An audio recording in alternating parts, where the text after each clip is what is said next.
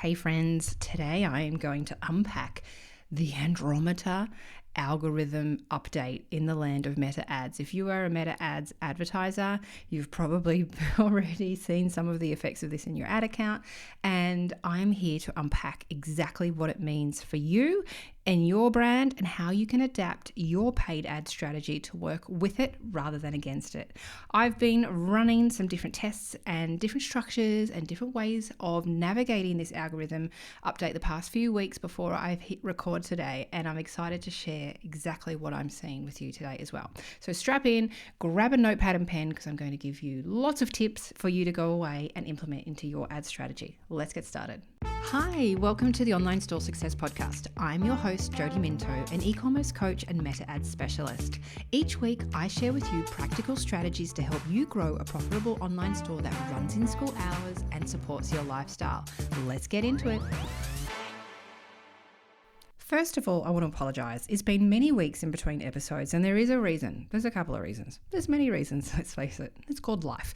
No, I'm in the midst of a mega renovation that has been 5 years in the making, and we're just right in the pointy end now where they've been replacing our roof and the cladding and all kinds of things. So it's been incredibly noisy, first and foremost. So that's been going on. Also, fun fact, not really, not that fun actually, I have been chipping away at the final subjects of a university degree, a business degree majoring in marketing. Now, do I need this piece of paper? No, but I've actually been working on this for 20 years. I do not lie. I started my degree when I was pregnant with my son, who is 19 next month. And I realized that amongst all of it, I'd actually completed 2/3 of this degree, paid off all of the loan, the HECS, as we call it here, the student loans, but didn't yet have the piece of paper. I only needed about 9 subjects left to finish this thing. And that 20-year span, I have actually flipped and flopped between degrees and countries, and have had children and got married, and all of the kind of things. I started out as a politics degree, and then I went to a law degree, and then I've gone to a business degree, and here we are. I am 2.5 subjects away as I record this from graduating, and I don't know. I'm a lot of things. I'm questioning what was I thinking. I'm also really excited that I've pushed myself to do this, because it's not something that I need at all by any means of the stretch. I am a well-experienced marketer and businesswoman, and have a great business and all those kind of things. But it's one of those things where I want the completion. I also really want the photo at graduation. So I cannot wait to share that graduation photo with you, probably in about June next year in 2026. With my degree that I've been working away ever so quietly in the background around. But anyway, I've completed 4 subjects in the last 5 months, which is the equivalent of a full-time university workload here in Australia. So I've been stretched. I've definitely been stretched in some different directions, but it's also been really enjoyable. I love to learn and challenge myself, and boy, have I been challenged. And aside from that, just my business is just growing and growing every single day. My mastermind is at capacity. However, I will have a couple of spots coming up in February. So if that is something that you're interested in, please reach out. I am serving hundreds of students through my One Ad Wonder mini course that is being snapped up all across the world. Shout out if you are a One Ad Wonder student. What else? I've just also opened up early enrollment for my 8-week Facebook ad coaching program called Ecom Ads Academy. And how the early access works is you can enroll now. And in fact, if you enroll before the 27th of November this month, you'll get a bonus one-on-one coaching call with me worth $990. But the benefit of joining early, aside from a bonus one-on-one, which I never do, is you get instant access to the full curriculum, and you can go and start making your way through all of the lessons. You can go and start implementing ads.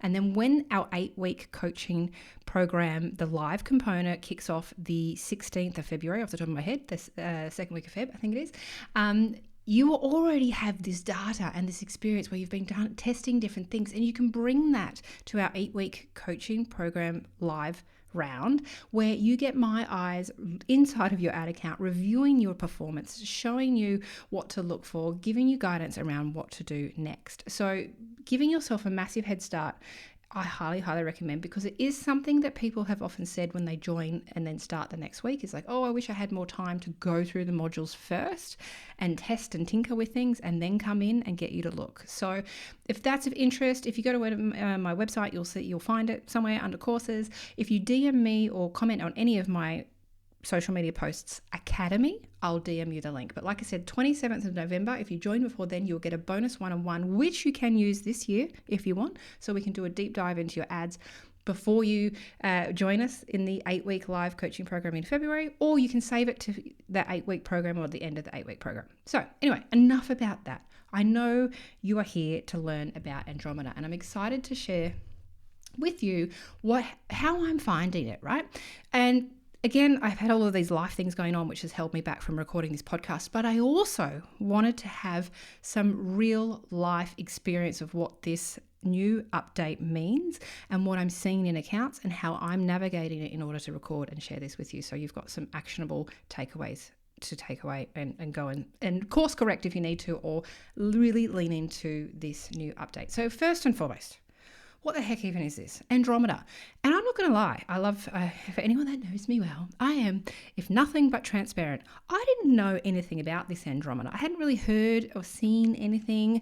And people all of a sudden started DMing me. Not even my clients, not even my students, but people were DMing me on Instagram asking me if I'd heard about this Andromeda and whether my One Ad Wonder program, in fact, is applicable. Does it work hand in hand with it? And I was like, what are they talking about? What is this Andromeda? I don't know what's going on. So then, of course, I went down a deep rabbit hole to figure out what it is. I've watched all the YouTube videos. I've done all the testing, and I'm excited to share with you what it is. Okay, so first and foremost, what is it? It's a new algorithm update. They have updated their machine learning delivery engine, the smart system that decides who sees your ads, where, and when. Now, is there anything particularly revolutionary? Not really. We have been moving in this direction for some time. And if you've been following me for a while now, I finally feel like I have the validation that I've been desperately looking for, that broad audiences are the way forward. One of the most important things about this Andromeda update is that it's a move away from these interest-based audiences and these lookalikes and things like that. And it is instead adopting and really embracing broad audiences where Meta finds the right people for your ads based on what it is you're advertising, the words you're using in your ads, the visual elements you are showing, and then the landing page. It really doesn't matter about what interests or audiences you build to see it. Facebook's like, stop wasting your time, leave it with us. We know what people are in market for and not, based on all of the signals and information we have. You don't need to bother yourself with all of these interest-based conundrums that I see people get stuck in, whether or not I should include yoga as an interest, but exclude, I don't know, white wine or Pilates. Random rabbit holes I've seen people land in. Broad audiences are it. Now, if you've seen any of my ads, I want you to know, even as an e-commerce business coach, super niche, I mostly work with women. The occasional man comes along.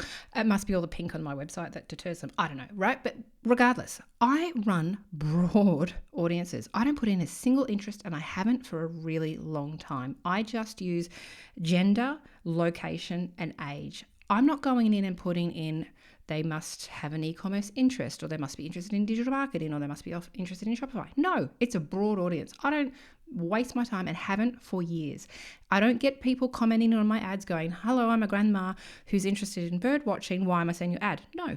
Meta knows exactly who's in market for it based on what they have been doing online, and it serves up my ads to the most relevant person without me having to figure out what that actual audience looks like. So the most important part is broad audiences. Let's embrace them. I know if you've been working with me for a while, I just shout from the rooftops about how wonderful broad audiences are for many, many years. Many years. There's not many clients that have an interest-based audience in their account, and if they do, it's them testing that just to be sure, because I'm like, don't waste your time or your money with interest-based audiences. Just adopt the broad. In saying that, I don't even use any exclusions. I don't go in and exclude the last 30-day customers. No, I just let it go, right? So, broad audiences. Now, what does that mean? we really have to look at the creative. And again, I've been saying this same old for many years now. It is the creative that does the testing.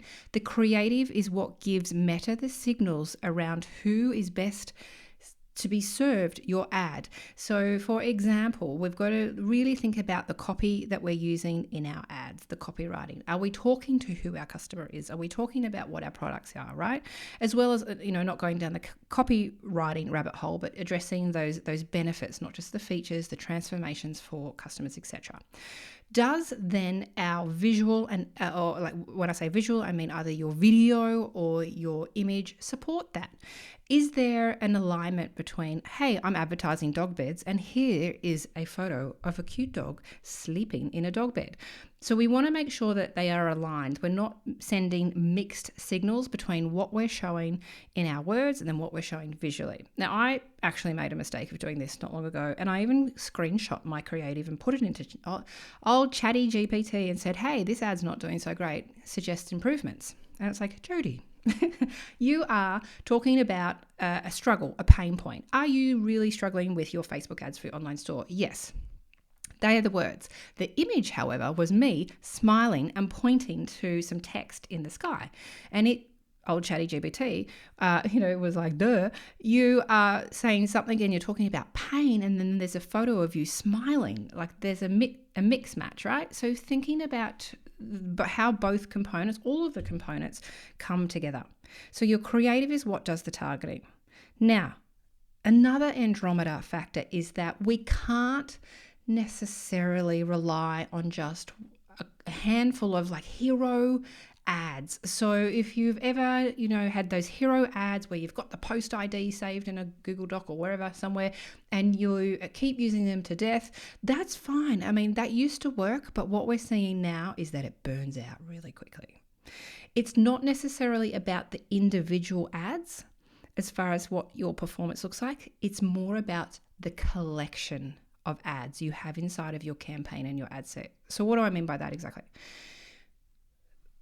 What we're seeing, like I said, we're using broad audiences. And as you know, broad audiences, if you've ever run them, they will do a little bit of retargeting. And it's fine. And it usually figures out a way to do it. It doesn't usually spend the bulk of your daily budget on retargeting. It's usually just a little sprinkle on top, right? Fine. So what we need to think about when we create our ads, and our ads that sit under whether it's an ad set or your campaign, is that we need to have a collection of ads. We need to have ads that talk to the top of funnel messaging, that middle of funnel messaging, and that bottom of funnel messaging, and we have them all inside of the same ad set. And what those ads do is they work together to find the right person at the right time in their buying journey with you. So what does this look like in practical sense and what I'm experiencing? And I guess I should note that every account is behaving a little differently and things are a little wobbly. I'm not going to lie. We are also in fourth quarter. We are only weeks away from Black Friday, which is also the most expensive time and where we see things wobble the most. But what I'm seeing, right? So in this in practical terms is even using the case study of my course, my One Ad Wonder course ads that I'm running as a sales campaign to a broad audience. I have a budget of maybe like $150 a day per country that I'm targeting in a separate ad set. But under those ad sets, I have 10 to 15 ads, and I have a mix of different ads. I have single image ads, I have video ads, I have flexible ads. I have different types of not only ad formats, but different types of copy that talk to different pain points, different hooks, and to people in different stages of that buying cycle. So I would have some actual ads talking to the pain point. Are you a online store owner that's struggling with your ads? I hear you, right? So then I have an ad that addresses that sort of top of funnel piece. They're problem aware, it's at that top of funnel stage, and I'm talking to them. They don't necessarily know me from a bar of soap, and that's okay. This is kind of the first introduction. I'm meeting them where they are, and then hopefully piquing their interest to have a little look at my ad and my website and my socials. Then I also have ads in there that are showing student results. I have a video in there for one of my beautiful students. Amber did a video just off, I didn't even ask her, she just sent it to me, where she's pointing through her dashboard going, Jody, look at this. Look at these results from this One Ad Wonder, this 3-part course. Like, this is incredible, Jody. This is amazing. No one else could ever help me get this level of success. So that particular testimonial sits more so in that middle of funnel and bottom of funnel. It doesn't talk to the top of funnel pain point. It doesn't really talk to the fact that, calling people out and saying, are you an XYZ struggling with XYZ? It's how good is this course and these results, right? So that sits in that middle of funnel. And then I have some other things like all around that as well. Like I said, talking to the different pain points, talking to the different transformations that you, in the old way of doing things, could potentially split out into different actual campaigns targeting different layers of, top of funnel, middle funnel. But no, these ads are all lumped in together under one ad set. Now, here's the interesting thing that I'm seeing. And again, it's not the case for everyone, but it's certainly the case for probably about half of us. And when I talk about us, I'm talking about my mastermind clients whose ads I'm in and I'm looking at every week, and myself included. Sometimes we might have one ad in there. In my case, the ad is the Amber video ad where it's talking through the results that gets allocated the bulk of the daily budget. But that particular ad, for whatever reason, has got some social proof on it. It's usually interestingly the ad that gets the hate. People coming out and going, this is doctored, this is AI, this is fake. Yeah, but what about her bank account and her profits? Like, it seems to be very triggering for people for whatever reason. And maybe that's why Facebook keeps adding more daily spend and showing it to more people. But what I'm saying is the cost per sale on that particular ad is really high. Like, it's almost not even worth running. But what I notice is that it works in harmony with all of those other ads sitting in the ad set. And the day I turn it off and go, that's it, it's spent $150 and not make a sale, and turn it off, I find all of the other ads tank, right? So it's sitting in there in this all of funnel type of ad set, and it's serving its purpose and it's helping the other ad creatives get people along. Because if we think about our purchasing behavior, we see an ad, right? Perhaps we see an ad, whatever type of ad it is. And we're like, oh, that's cool. Have a look. So you might stop and scroll. You might read the text. You might watch the video. You may or may not click on the link, but you're like, oh, I stopped scrolling. I had a look. Later that day, you get served another one of the ads, but then the other ad might be like a different ad from their campaign. It's talking about a different pain point, or it's a testimonial. And that one, you're like, oh, that's cool. I'm going to click on the link. And so you click on the link and you have a look on the website and you're like, maybe. Not right now, whatever. And then maybe you click on their social media, Instagram button on their website and you go over and give them follow. You're like, yeah, I'm kind of interested. Not yet right now, whatever. The following day, you get served a different one of their ads and you're like, oh, this does look really good actually. I really am thinking about this. So you click on the link again, you go and have a look. You're like, maybe yes, maybe no. I'm busy right now. I'm at work. I'll think about this later. But I'm leaning more towards yes, right? That night, they're sitting on the couch, they're watching TV, the ad pops up again on their phone. And like, that's it. I need this thing. But at this point, they've potentially seen 4 or 5 ads. And each one of those ads has helped build the case to get this person to the checkout. And the way that attribution works is honestly like a dark magic. Who even knows, right? But Meta, I can say for sure, works on 7-day click, or it depends on what you set your campaigns on. But generally speaking, most people set it on 7-day click or 1-day view. So that means the very last click or the very last ad they viewed then gets attributed the sale inside of your ads manager. But who knows for sure, really, which of those ads was the one that got the person across the line? Was it really the very last one, even though that was the last one that they actually saw and they clicked on and they came across and purchased? Or was it the first one? Or was it the third one? So we need to look at our ads more holistically as far as they all work together to get people across the line. We don't necessarily work towards this, like, let's just find a really strong ad and then turn off everything else, because those really strong ads that have been running for years and years and years are the ones I'm seeing fatigue really quickly and just stop working. So it's when they are supported by other ads to help guide people through the checkout that's when I'm seeing work the best. So what does this mean for you? Again, it's all about leaning into these and embracing these new challenges. So working with broad audiences, don't try and hack the system with obscure interest-based custom whatever lookalikes. Broad audiences work best. I even see when people add in exclusions, excluding 30-day customers, that then their costs rise. So I don't even bother doing that. I don't recommend necessarily doing that unless you see under your breakdowns that a lot of your daily budget is going to retargeting and you're spending significant amounts of money every single day.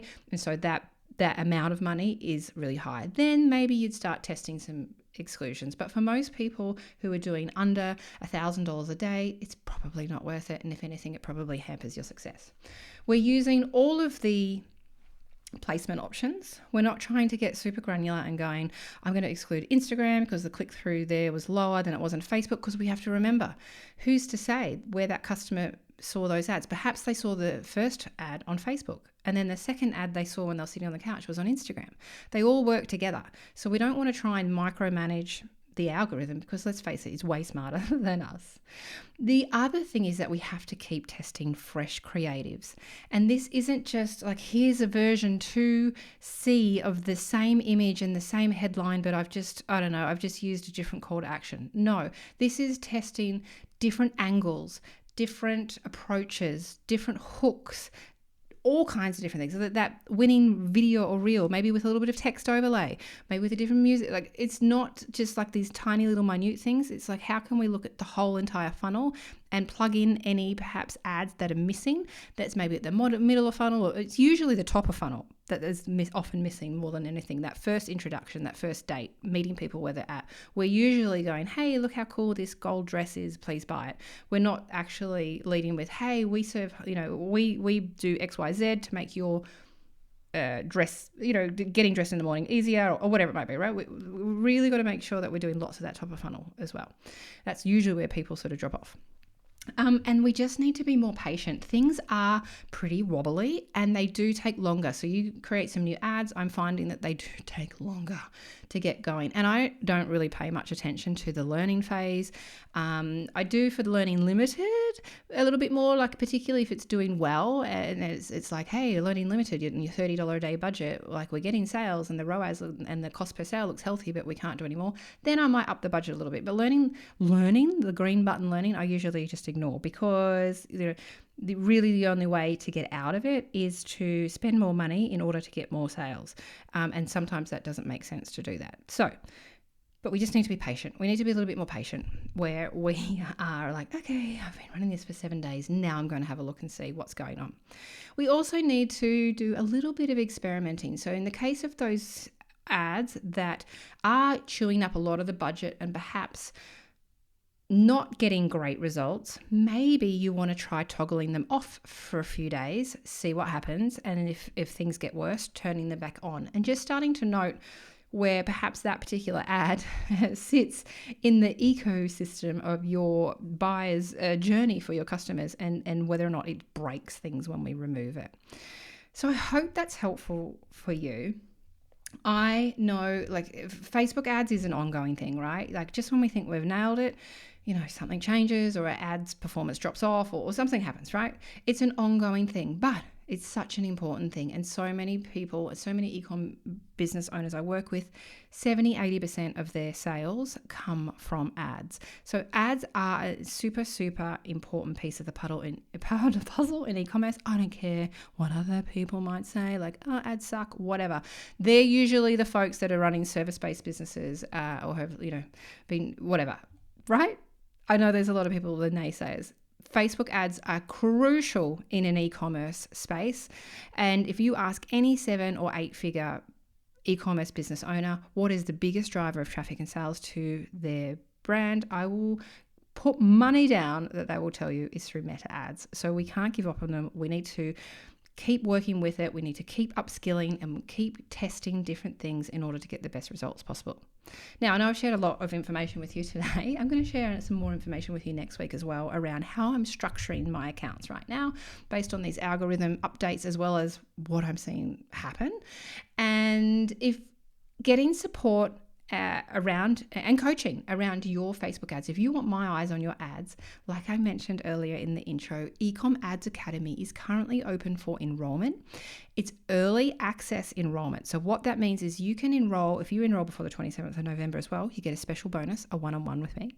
But if you enroll now, you get instant access to all of the modules. So you can start working your way through all of the different videos. And there's so many step-by-step tutorials. That is generally what I'm doing for most of the part. Step-by-step, step-by-step, step-by-step. I know people love that. I've just bought a course from someone else's and it's all theory and I hate it. I haven't made it past lesson 3. So it's a lot of step-by-step guidance. Click this button, don't click this button. This is where you find this thing, right?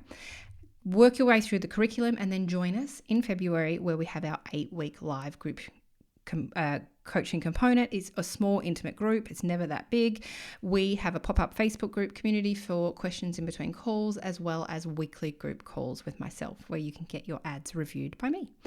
Anyway, that's enough for today. It's a lot of Facebook ad talk, I know, but I wanted to make sure I made this as valuable as possible. Have a great week. And if you've got any questions about working together, just shoot me a message on Instagram or via the form on my website, and I will see you next week. Bye for now. Thanks so much for listening to this episode of Online Store Success with me, Jody Minto. If you loved it, please share it with your friends on Instagram and tag me at @IamJodyMinto so I can say thank you. And if you really want to make my day, please go ahead and leave me a review on Apple Podcasts and give me a follow. If you'd like my help in starting or scaling your online store, be sure to check out my free resources and programs at jodyminto.com. Thanks again, and same time, same place next week. Bye for now.